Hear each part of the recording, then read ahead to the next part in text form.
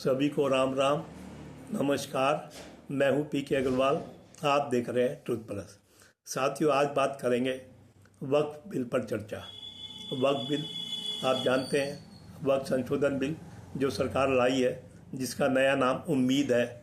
उम्मीद यानी unified Waqf management empowerment and efficiency and development act.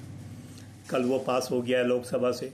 उसके पक्ष में 288 वोट पड़े हैं, विपक्ष में 232 वोट पड़े हैं। साथियों, मैं केवल 2 या 3 प्रावधानों की बात करूंगा। नंबर 1 प्रावधान वक्फ बोर्ड में जो उसका असीमित दावों का अधिकार था, यानी किसी भी संपत्ति को वो अपनी घोषित कर देता था। जैसे आपने सुना होगा, तमिलनाडु में एक गांव जिसमें 1500 साल पुराना मंदिर था, उसे वक्फ बोर्ड ने अपना घोषित कर दिया था, दावा घोषित कर दिया था। एक ये प्रावधान जो वर्तमान बिल में हटा दिया गया है। अब वक्फ बोर्ड असीमित दावा नहीं कर सकता था। ये भी ध्यान रखें, जब वक्फ बोर्ड असीमित दावा करता था, उसे किसी को नोटिस देने की ज़रूरत नहीं होती थी। वो केवल अपने किताबों में, अपने कागजों में बदलाव कर देता था। जब तक आपको पता लगता था, तब आपके पास कोई विकल्प नहीं होता था। आपके पास शिकायत करने के लिए कोर्ट जाने का अधिकार नहीं था। आप वक्फ बोर्ड में ही अपनी शिकायत दर्ज करा सकते थे। वक्फ बोर्ड के फैसले से असहमत होने पर आप वक्फ बोर्ड ट्रिब्यूनल जा सकते थे। उसके फैसले से भी असहमत होने से आप वहीं अपील कर सकते थे, और वहाँ पर एक इस्लामी स्कॉलर होता था। ये सब मैंने जाना है विभिन्न यूट्यूब देखकर। मैं पिछले 5-6 साल से यूट्यूब देखकर वक्फ बोर्ड के बारे में जान चुका हूँ। और ज़्यादातर मैंने वो प्रोग्राम देखे हैं जहाँ विष्णु शंकर जैन जी, जो हिंदू मंदिरों की लड़ाई लड़ते रहते हैं, वो अपना पक्ष रखा करते थे। उसके आधार पर मैं ये बात कह रहा हूँ। लेकिन अब सरकार ने ये दोनों प्रावधान बदल दिए हैं। वक्फ बोर्ड ट्रिब्यूनल भी उतना शक्तिशाली नहीं रहा है, और ये प्रावधान असीमित दावों का तो ख़त्म कर दिया है।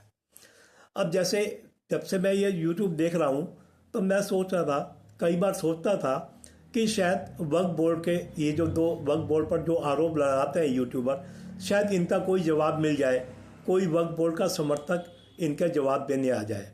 लेकिन मुझे ऐसा कोई नज़र नहीं आ रहा। यदि कहीं टीवी पर किसी ने आपत्ति भी उठाई कि भाई ऐसा नहीं है कि असीमित दावे कर सकता है, तो वक्फ बोर्ड के समर्थकों ने इन दावों को नकार दिया। उन्होंने कह दिया ऐसा नहीं है कि वक्फ बोर्ड किसी संपत्ति पर अधिकार कर सकता हो, या सुप्रीम या कोर्ट में नहीं जाते। यानी वक्फ बोर्ड समर्थकों ने इन दावों को अस्वीकार कर दिया।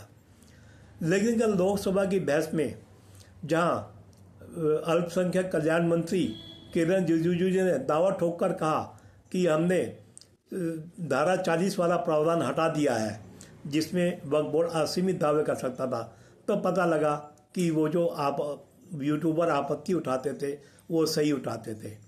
ऐसे ही अमित शाह जी ने जो वक्फ बोर्ड ट्रिब्यूनल के बारे में कहा, वो साबित हो गया कि यूट्यूबर जो आपत्ति उठाते थे, वो सही उठाते थे। कल लोकसभा में भी जो बात देखने को मिली, विपक्ष आमतौर से जो वक्फ बोर्ड पर आरोप लगते हैं, उनसे बचता हुआ दिखाई दिया, उनसे स्पष्ट बोलता हुआ दिखाई नहीं दिया। यहाँ तक कि जो 2 मंत्रियों ने हमारे कहा, बीजेपी के 2 मंत्रियों ने, उसे देखकर कहूँ तो विपक्ष गुमराह करने की कोशिश भी करता हुआ रहा। अब जहाँ तक विपक्ष का पक्ष है, जो विपक्ष कल बोला है बहस में, ठीक है, लोकसभा है, राजनीति है, विपक्ष ने वोटों की राजनीति भी करनी है, बीजेपी पर आरोप भी लगाने हैं, बिल पर शंकाएं भी उठानी है, जैसे वो सीए पर उठाते रहे हैं, किसान बिल पर उठाते रहे हैं, वो ठीक है अपनी जगह। लेकिन मैं ये देख रहा था, क्या कोई ऐसा पक्ष उभर कर आएगा कि 2013 में ये कानून, ऐसा भेदभावकारी कानून क्यों तत्कालीन सरकार को क्यों लाना पड़ा। तो मैंने कल पूरी बहस देखने की कोशिश की। मुझे ऐसा कोई उत्तर नहीं प्राप्त हुआ जो ये बताता हो कि 2013 में किन परिस्थितियों में, किन आवश्यकताओं की पूर्ति के लिए या किन कमियों को दूर करने के लिए ये कानून लाया गया था। ऐसा कोई नहीं बोला, इसलिए मैं कह सकता हूँ कि यह कानून उस समय गलत लाया गया था। अब कल जहाँ तक संशोधित कानून का विपक्ष का विरोध स्वाभाविक है, विरोध करना ही है। विपक्ष का विरोध करने का अधिकांश समय जो मैं देख रहा हूँ वो गया था कि वक्फ बोर्ड में गैर मुस्लिमों की नियुक्ति पर। हालांकि उन्होंने मुद्दे उठाए, उन्होंने धारा 40 असीमित दावे का अधिकार भी उठाया, वक्फ ट्रिब्यूनल का भी अधिकार उठाया, लेकिन मैं देख रहा हूँ उनके पास कोई तर्क नहीं था जो वो सरकार का विरोध कर देते। भाई अगर आप सरकार का विरोध करें कि सरकार गलत संशोधन कर रही है तो कोई तर्क तो देना ही पड़ेगा ना। यानी वो सब वोटों की राजनीति के लिए हो रहा था। एक जो महत्वपूर्ण बदलाव इसमें है, जो वैसे तो बहुत बदलाव है लेकिन मैं मुख्य की बात कर रहा हूँ, वो ये कि अब वक्फ बोर्ड कैग ऑडिट के दायरे में आ गया है। इससे पहले वक्फ बोर्ड कैग ऑडिट के दायरे में नहीं था। मैं देखता था बहुत सेकुलर थे, इसमें हिंदू भी थे, मुस्लिम भी थे, जो कभी टीवी पे बैठते थे, सोशल मीडिया पे, जो विश्व हिंदू परिषद पर भी भ्रष्टाचार के आरोप लगाते थे, जो राम मंदिर के धन का हिसाब भी मांगते थे, जबकि इन दोनों धनों में सरकार का, दोनों के पैसों में सरकार की कोई भूमिका नहीं है।